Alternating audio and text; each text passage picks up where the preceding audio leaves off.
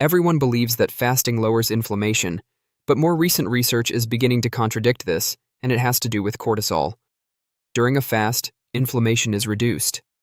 However, what if the cortisol elevations that occurred during a fast are not reversed and continue to be raised over time, resulting in increased inflammation?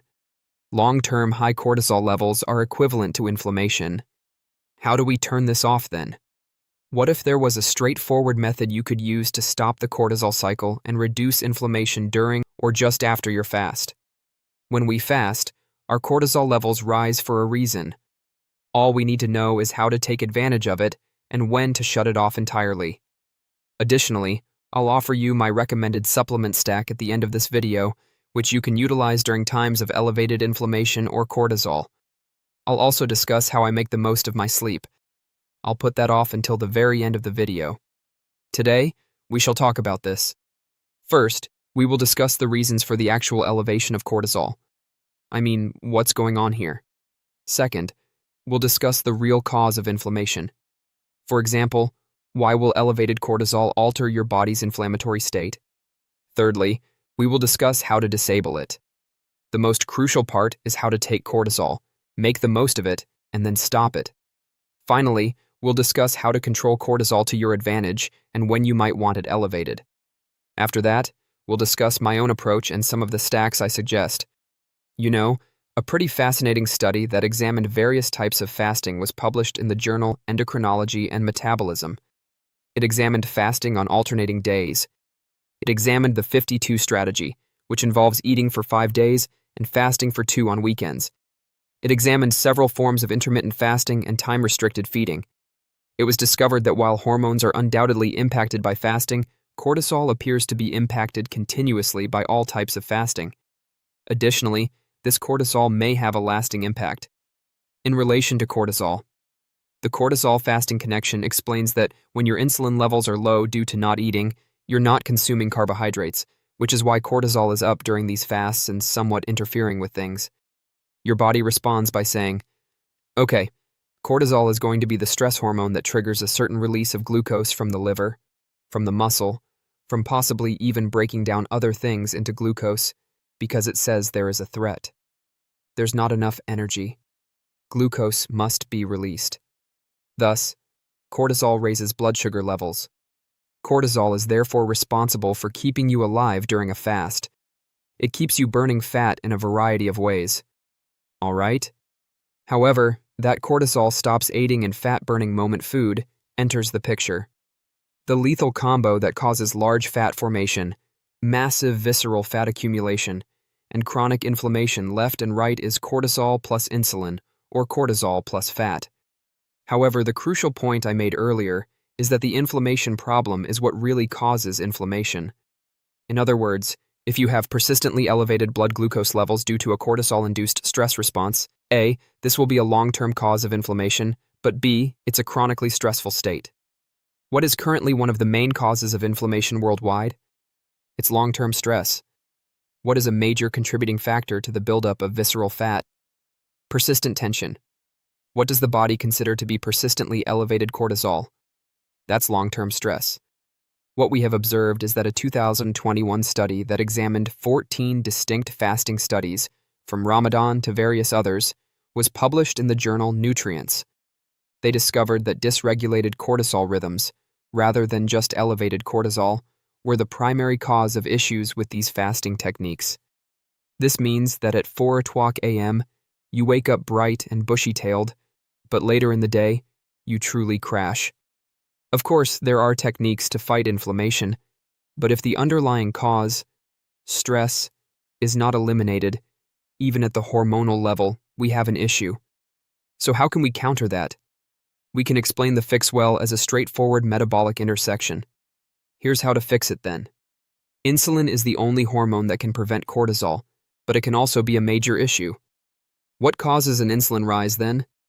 Protein does, but primarily carbs do. Sometimes we truly want an insulin rise. The body signals the hypothalamus that fuel is there when it detects insulin. The hypothalamus can then tell the pituitary, and eventually the adrenal glands, hey, we have fuel. The cortisol response can be suppressed. Calories make up the third component of the cortisol plus insulin-caused fat or visceral fat debate. You won't simply swell up and acquire a lot of weight if you occasionally consume a small amount of carbohydrates and truly suppress the cortisol reaction. All right? All of these data indicates that you should include some carbohydrates if you plan to fast regularly. It sounds like I'm suddenly changing my mind about everything I've ever said, so you might want to stop watching the movie at this point. Thus, it is untrue. In order to suppress the cortisol response in the absence of extra calories, we are discussing the deliberate addition of carbohydrates. Join our diabetes health community and take control of your health with confidence. By hitting subscribe and like, you'll receive daily, easy-to-follow health solutions focused on blood sugar control, healthy habits, and long-term wellness. Stay informed, stay empowered, and move toward a healthier, more balanced life, one smart step at a time. Therefore, we can get back on track with the reduction in inflammation that we actually obtained from the fasting in the first place if we can stop the cortisol reaction at the conclusion of our fast. Because we are not consuming calories during a fast, inflammation is reduced. We don't eat anything that might initially cause an inflammatory reaction. Unbelievably, that's typical. However, ketone substances are also present and are beneficial to us. Unless you're following a very strict ketogenic diet, the stress will return after those ketones are gone after we start eating. Additionally, you put yourself in what is known as a sympathetic state, even if you are fasting and low carb. As Dr. Scott Sherwood put it, we are simply spiraling in this sympathetic nervous system state with high cortisol and high inflammation. And we are beginning to see, even from Dr. Andrew Kutnick's research and many other ketone researchers, that occasional carbohydrates can break the sympathetic cycle of doom. At the conclusion of our fast, we can have 20 to 40 grams of carbohydrates. Here's the worst part. It wouldn't have a significant negative impact if you did it in the middle of your fast. Tell me why I would want to consume a tiny quantity of carbohydrates throughout my fast. In the middle of, say, a 20-hour fast, pure substances like honey, molasses, or anything similar will only provide you with 10 or 20 grams of carbohydrates. The advantages of your fast are not being undermined. Are you taking more insulin for a short while? Indeed. However, that will quickly return. Additionally, you don't always do this. This is the moment when you realize how stressful this fast is. I'm feeling agitated. I get a wired feeling. I have too much cortisol. I might apply a little pressure, but I won't completely break my fast. A little spoonful or 2 tablespoons of honey, 15 hours into a 20-hour fast is not a deal breaker. Unbelievably, it can improve metabolic rate and fasting power and do amazing things with FGF21. Furthermore, I'm not suggesting that you do it constantly. Having those 20 to 40 grams of carbohydrates at the end of your fast is crucial. However, there are instances in which we would prefer to have a high cortisol level. When we get up in the morning, we want our cortisol levels to be high. This is what motivates us. We are able to burn so much fat in the morning because of this. We don't want cortisol levels to rise throughout the day or at night. That is not a good thing. In the morning, we would like it to be raised. And we allow those natural rhythms to maintain their strength if we can manage our fasting approach by immediately shutting down that cortisol at the end of the fast and not allowing it to go much further. Imagine that you are experiencing the optimal cortisol surge that will enable you to burn the most fat and have the most favorable overall metabolic result from your workout in terms of fat oxidation. Let's say you are experiencing that increase around 3 in the morning. The boat is eluding you. You may go work out and take advantage of the spike, which should occur between 6 o'clock and 7 a.m., unless you're one of the extremely few people who want to work out at 3 in the morning. You're not seeing the major peak. Some of these stressors can be slightly stacked. Not too much. When cortisol levels are high, you do burn more fat, but you don't want to get up, drink a lot of coffee, and stress out your body.